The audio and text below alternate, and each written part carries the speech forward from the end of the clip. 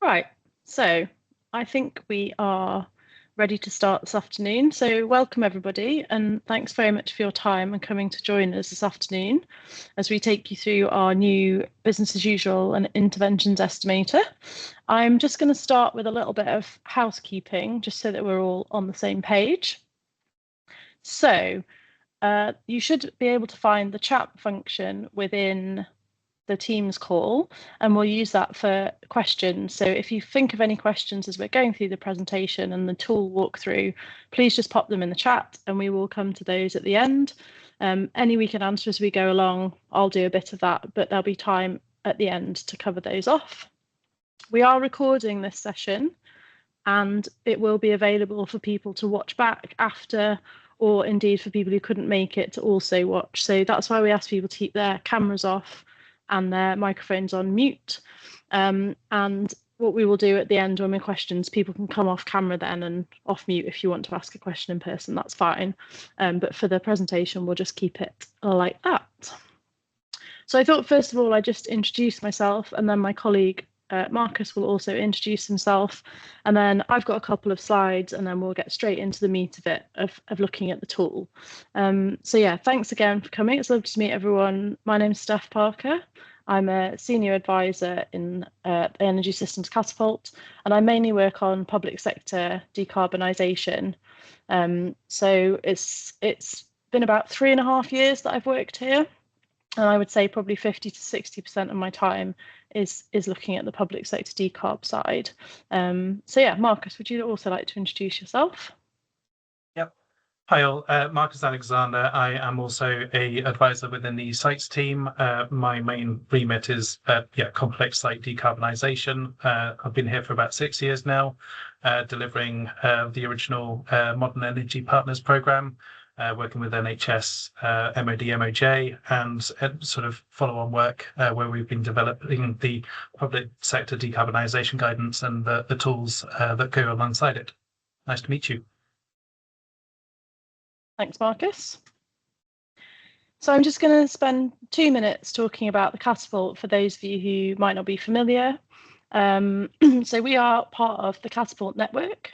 So there are other catapults around the country, but we are based in Birmingham and we are all about the energy system. So essentially that transition from where we are now to where we need to be in 2050. We are an independent, not-for-profit SME, and we are part of the Innovate UK family. So although we are a business, we are funded partly by the government. We have a huge range of skills within the organisation. So from kind of technical expertise, like people like Marcus, consumer insight, digital and data. And the idea is that we deliver innovation projects and programs to kind of help accelerate that transition to net zero. As I said, Marcus and I do a lot of work in the public sector, so it's great to be bringing this new tool to you all that was hopefully going to be really helpful. So this webinar is part of our work that is funded by the Department for Energy, Security and Net Zero. Marcus mentioned the Modern Energy Partners programme. That's when our work began in around 2018, and that has kind of evolved into a suite of free tools, guides, templates that are available on our website. There's now over 60 resources that you can download for free, and this tool that we're going to talk you through today is kind of a new addition, or sort of new addition, I'll come on to that in a minute, to the suite of resources. So when you go onto the website, you'll be able to, first time you have to download, you have to put your details in, but after that everything's free and available for you there. And the guidance takes you through the whole kind of decarbonisation journey, from just setting out when you're thinking about your strategy and your planning, through kind of feasibility and design, thinking about procurement and funding, right through to monitoring and evaluation, which I always feel a bit sad is slightly chopped off the end of this slide, but if you go on the website, there's cracking resources kind of all the way through the journey. And all of this is kind of developed in partnership with government experts, and obviously building on our kind of expertise from the Modern Energy Partners programme. So if you haven't had a look at the guidance, do get on the website and have a poke around. It's brilliant. So a little bit more about the tool that we're talking about today. So when we launched the guidance in 2023, we did launch two tools, or we had two tools on the website called a business as usual estimator and an interventions estimator. And they were great tools, but they were in Excel and they were macro enabled, and they did cause Marcus in particular a few headaches at times. The main challenge being that some government, particularly organisations, couldn't actually download and use the tools because they are macro enabled. And also for people like me who are perhaps less technical and less kind of competent on Excel, they were a little bit clunky to use. So what we've done is taken those two tools and transformed them into a web-based application, which is so much more user-friendly, quicker, and gives you the same kind of fantastic output. So hopefully a really, really big improvement, but to kind of give some reassurance, the tools and the kind of methodology under them have been around since 2023 and been kind of pretty thoroughly tested. So although it's a new kind of interface and way of using the tool, the kind of rationale behind it is pre-existing. So this screen just shows you a few of the kind of bits of Excel that you would have seen in the past, and I'm going to hand over to Marcus to show you the new and improved version. And what we're going to do is we're going to walk you through that today, and then we will email you next week. You'll get the slides from today, but you'll also get a link to start having a go with the tool. So that will come out to you next Thursday. As I've said, any questions in the chat and we'll pick those up at the end. But yeah, I'm going to hand over to Marcus. So I'll put my quick slide on and then over to you. Thank you, Steph. Right, so fingers crossed this is now working for you. So yes, this is the landing page for the new tool, as Steph says. So this is replacing the two sort of separate Excel files that we had before, bringing it all together into a nice, simple single interface for the analysis and to help understanding sort of your current energy forecasting, and obviously any sort of future changes depending on sort of a number of different interventions that might be useful for your site. So at the first time that you come into this, you will be prompted to create an account, fairly straightforward sort of process to register and create a password. So then you've got your unique access. And then once you have done that, you can sign in and start inputting some details around your site and the buildings that you are interested in looking at. So I will run through this with you now in real time, so you can see sort of quite how easy and straightforward it is to do.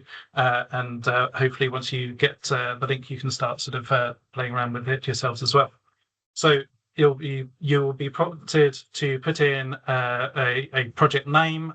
This purely just gives it a unique identifier so that you can come back to it at another time and sort of amend it or share it if you want.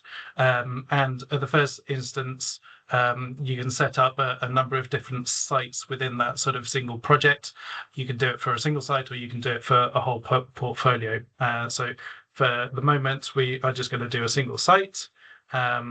And you'll note there that there was an option to upload a BAU template. So this gives you, if you're doing, if you've got a lot of data already offline, you've got a large portfolio, 100 sites, then you can download an Excel template that you can use to sort of input all the information offline, and then you can just bulk upload that, so you don't have to do it line by line on the tool. But once you've selected your site, you created it, and you've got your details, you click on the little arrow, and then this brings you into the start of the tool where you put in your details. So each site needs again a unique identifier.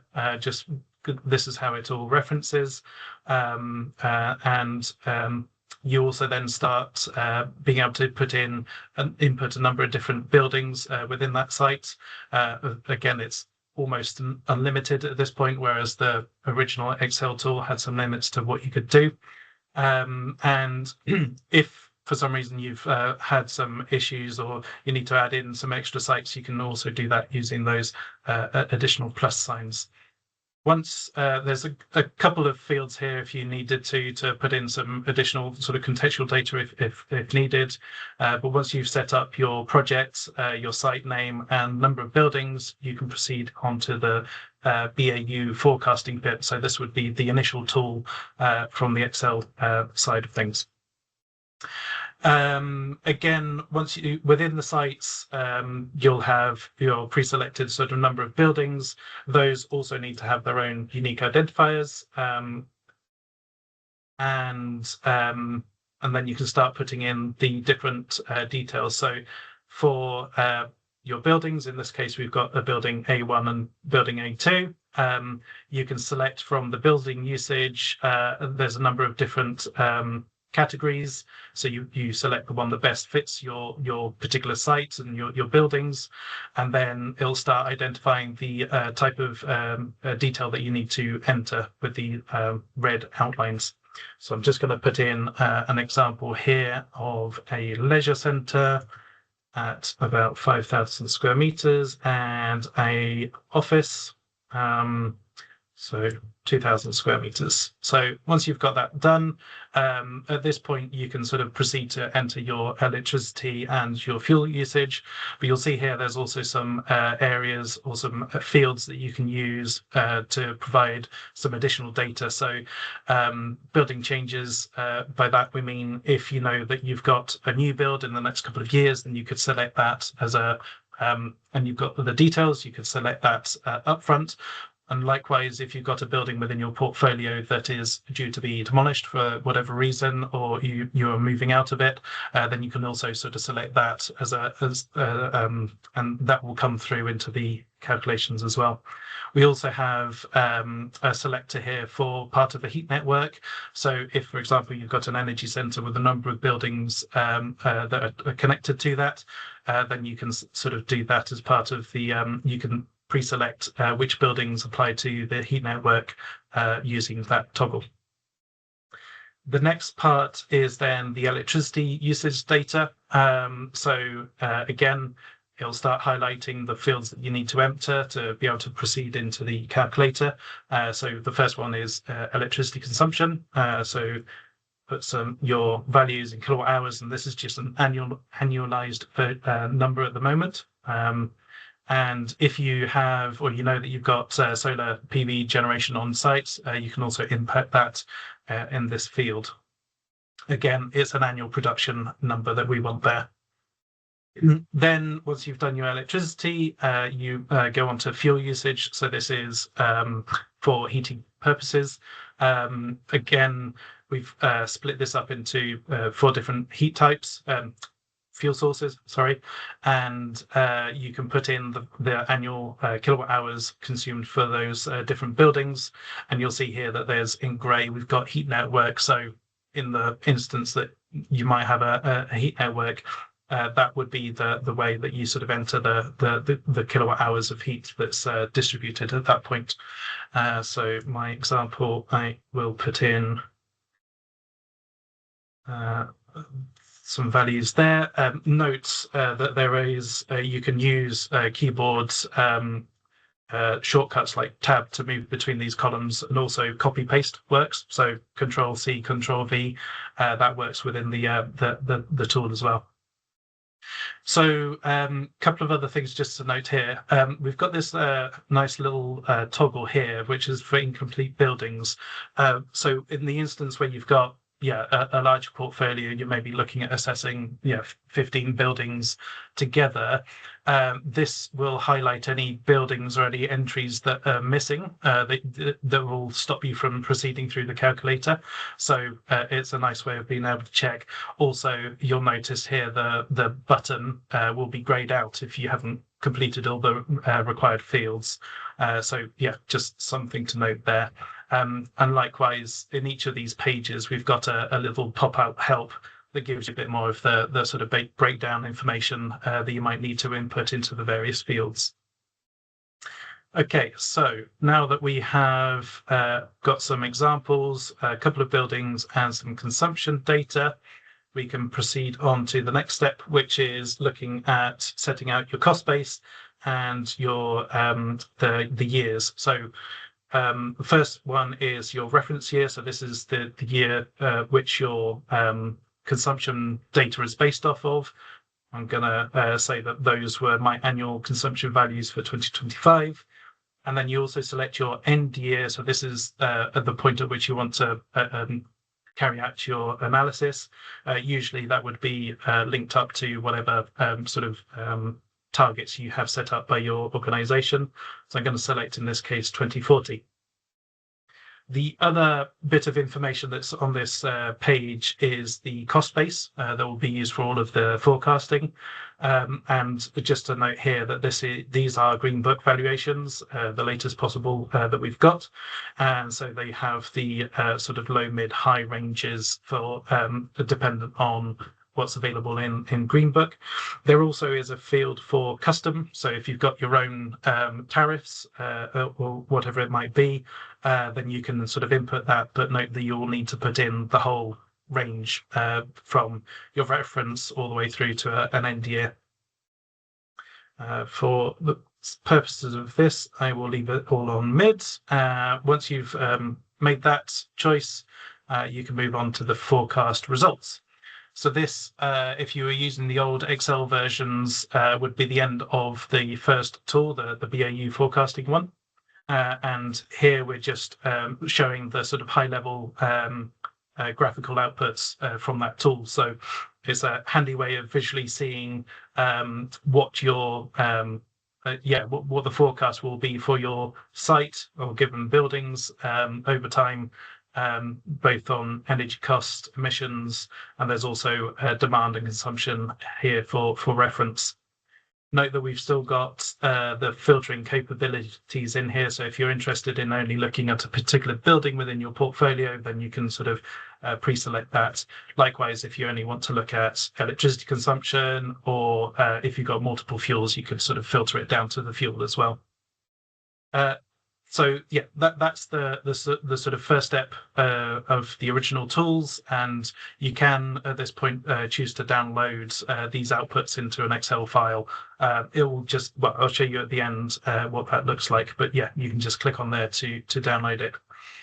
Here you now have a choice to either continue looking into the interventions, so applying different measures to the buildings and seeing what change that makes, or you can just leave at this point and you've got your sort of building forecast.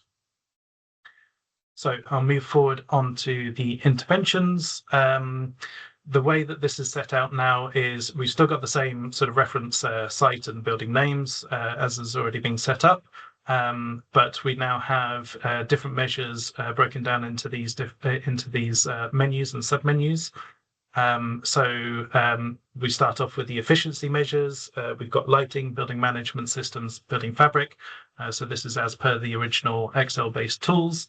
And we've also got other measures, which is effectively a sort of free-form entries. So if you've got known measures that you're applying to your site that have change in electricity or change in heat over time with some costs, then you can sort of input that as well.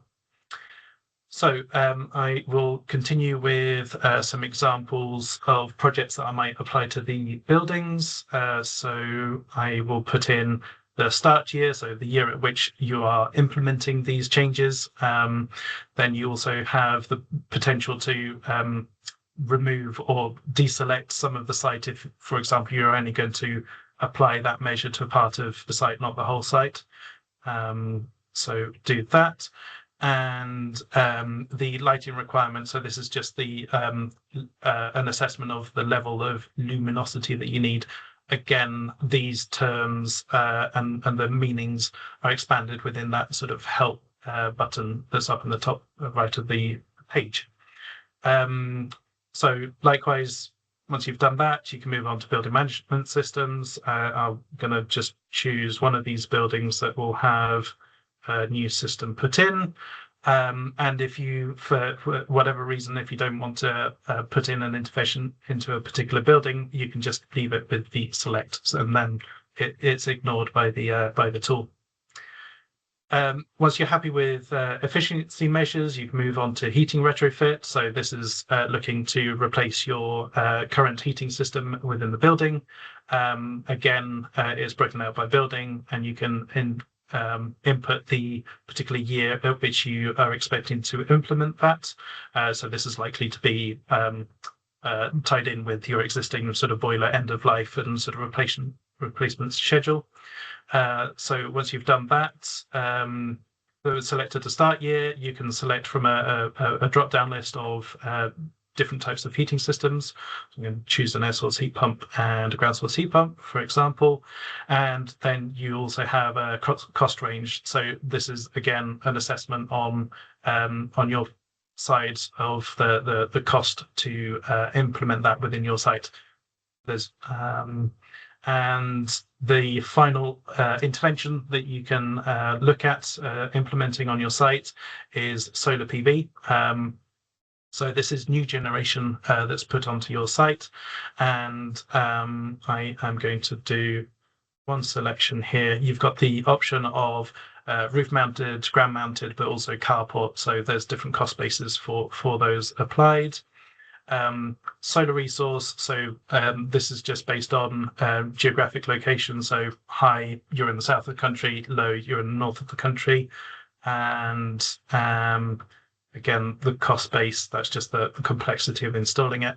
The one additional field that you will need to enter for PV is the amount of space that you have available for to install PV panels.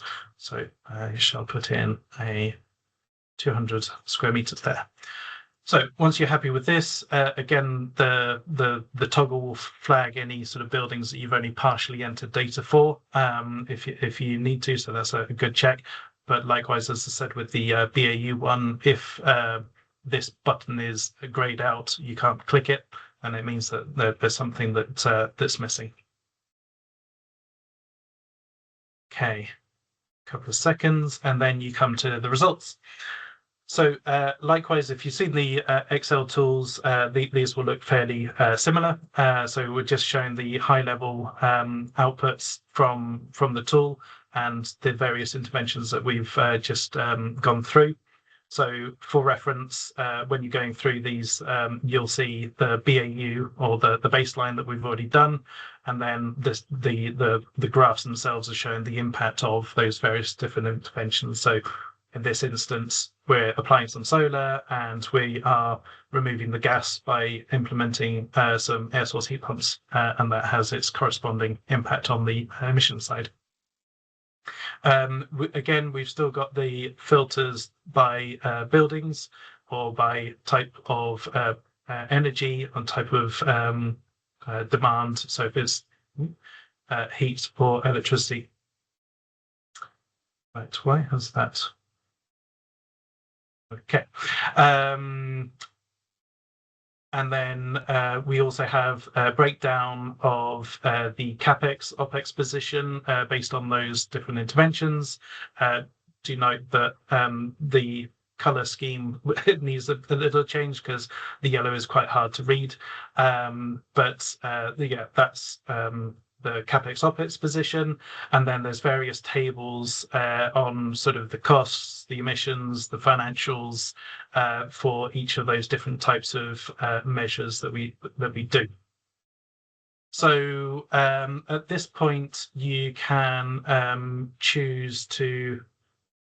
It is back there. Sorry, you can choose to download all of the project, all of the data behind this, and I'll just show you here. So if you download it, it will come into this sort of format.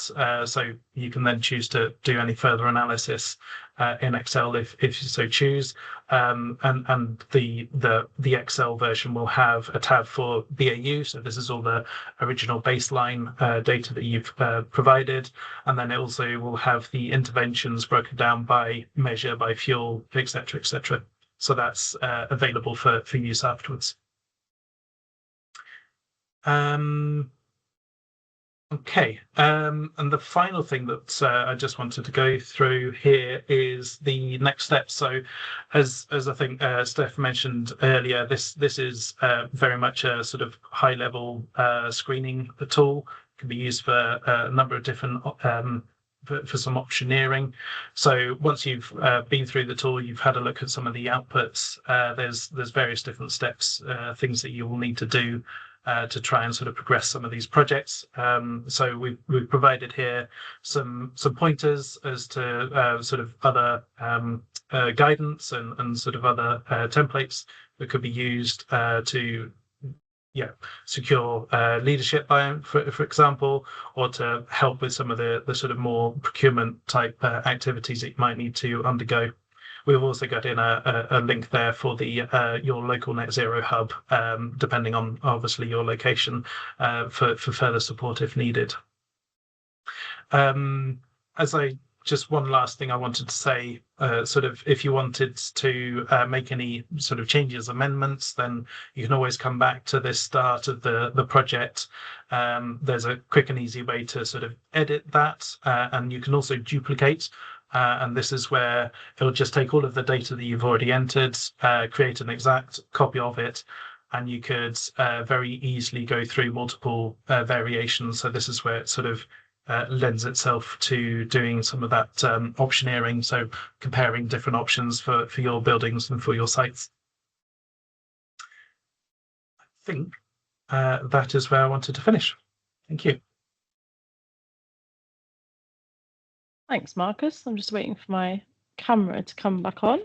I will pop a slide back on the screen. Give me a second.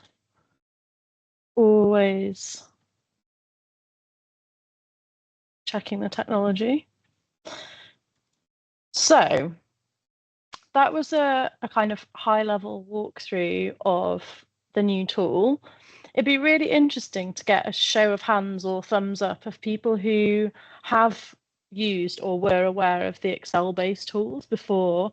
So if I could ask people to kind of do something with the React button if they have used them. So I can see one thumbs up.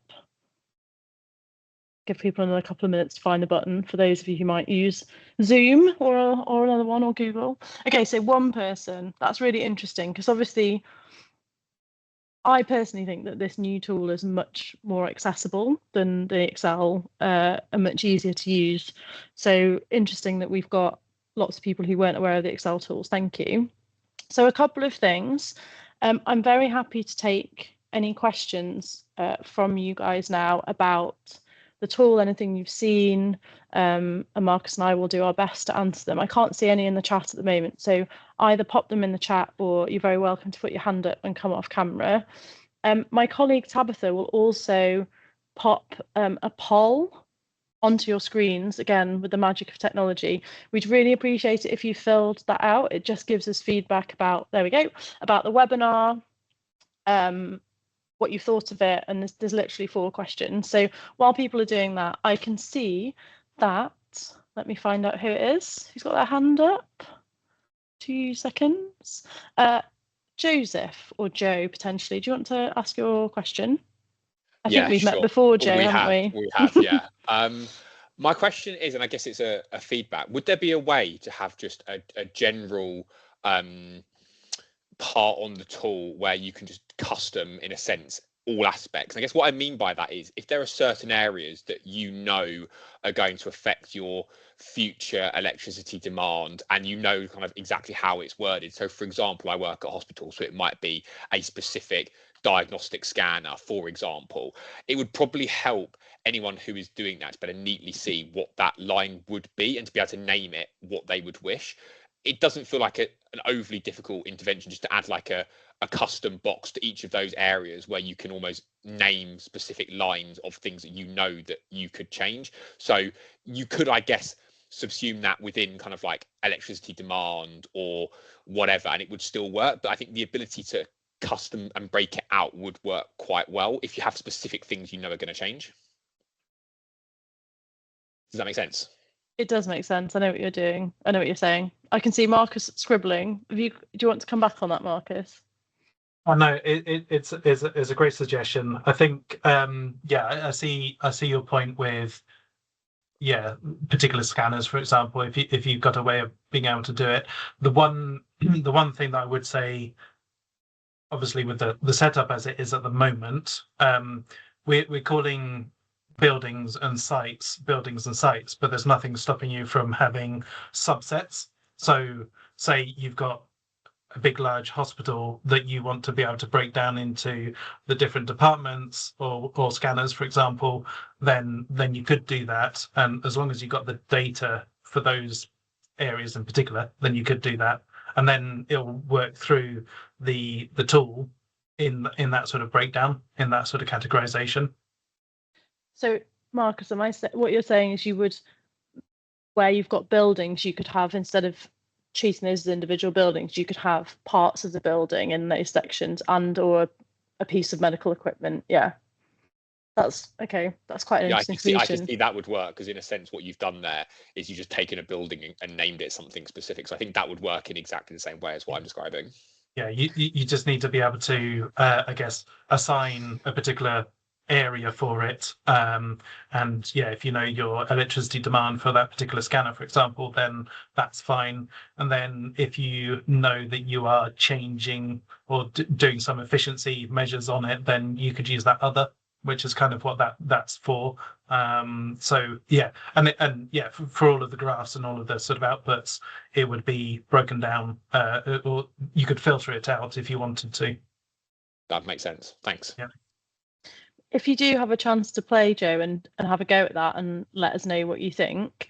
I can see there's another question in the chat. I'll come to that in a minute, just to say what the process is in going forward. We'll obviously send you the link to play next week, so that's very exciting. You'll see that the polls asked a few questions about how you might like more support, but what we're hoping is that we'll collect some feedback over the next couple of months, and then hopefully we'll have a little bit of funding to implement any changes, or any sort of not too major but additional functionality. So do definitely take us up on the offer of emailing the email address that's on your screen with feedback or suggestions for how we can improve the tool. Now we've got this as a tool, the Catapult more broadly, we are looking at ways to find funding to potentially expand it further, to allow you to move away from annual consumptions. Again, Joe, I know we chatted about this. That is quite a big job. So Marcus and I did some work to think about how we would do that. I'm stealing a bit of Marcus's thunder here, but how we would do that, how much it would cost, etc. And we haven't got funding identified for that at the moment, but that's something that we will be really keen to do. So that's not me kind of asking for any money. That's just saying we'll probably have a small budget to do minor improvements and tweaks, but then we will try and keep developing this tool to make it more helpful. I'm going to go to the question in the chat from Timothy. Is the possibility to automate the process more, i.e. uploading half-hourly data for a date range and it auto-filling the form dates, etc.? When working with a whole estate at council, it would be really useful to be able to apply a wide building range. Marcus, there's probably something you can say about the BAU upload form in relation to the first question. Yeah, well, I think the first question is what you were just saying there, Steph, about sort of further development of the tool. I think the original versions, when it was Excel based, would really struggle with dealing with sort of half-hourly data. Hence, we've sort of in this position with using annuals.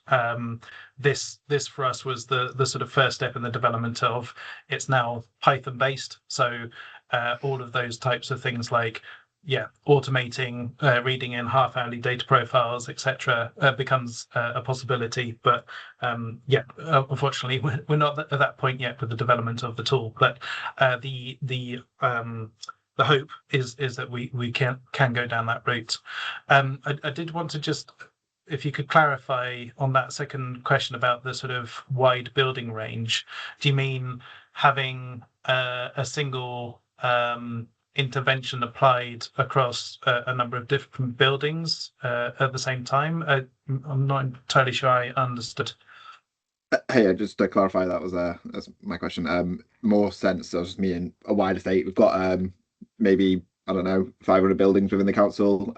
We need to decarbonise all eventually. So it's like having a bulk metric to get all of it onto sort of. I know you could put multiple buildings in, but manually finding the annual data for each. So it kind of ties into that first question. Very much is Sure. just one point, really. Yeah. Yeah. But that makes a lot And- of sense what you said. Yeah. Yeah. And I'd also say even if feedback like that is really helpful, Timothy, like, you know, the challenges that you're facing. So an email that says, I've used the tool, it's great, hopefully. And then you say, this is the challenge that I'm struggling with. Like, even if you can't see a solution for the tool, that's really helpful for us to know, because then we can think about it. So don't limit your feedback to like, oh, I want another box here, or this button should be over here, that kind of feedback. If you've got a bigger, broader challenge of like, I've come to use this tool and it's really helpful in this sense, but it doesn't quite help me do that, really keen to hear that as well, because then we can feed that into the kind of plans and test that feedback with others. So yeah, great stuff. Any more questions, either in the chat or people who are feeling brave and want to come on camera and say anything? I can see that we've got 10 responses to the poll, so thank you very much. If you've not filled it in, please do. But yeah, any more questions? Doesn't seem like it. So, don't want to keep people unnecessarily. You have got our email address on the screen now, so that comes to an email inbox that we check most days, so please do drop us any feedback. As I've said, we will share the slides next week and the link to the tool so you can have at it. We may well run further kind of deep dive sessions. And there was one other thing that I was going to say. Yes, and the video for this will be available as well through the kind of webinar feedback. So if you need to revisit and have a look at what Marcus was doing, you'll be able to go back to that. And I think we'll be putting that video, that chunk of Marcus talking, onto the website as well. So there's a little button on the landing page for a demo video. So yeah, unless anybody has any last minute thoughts, we will, I think, call time there and give people 20 minutes back to have a cup of tea or deal with their inbox. Brilliant. Thank you very much, everyone. Yeah, hopefully a really useful tool, and we'll speak soon.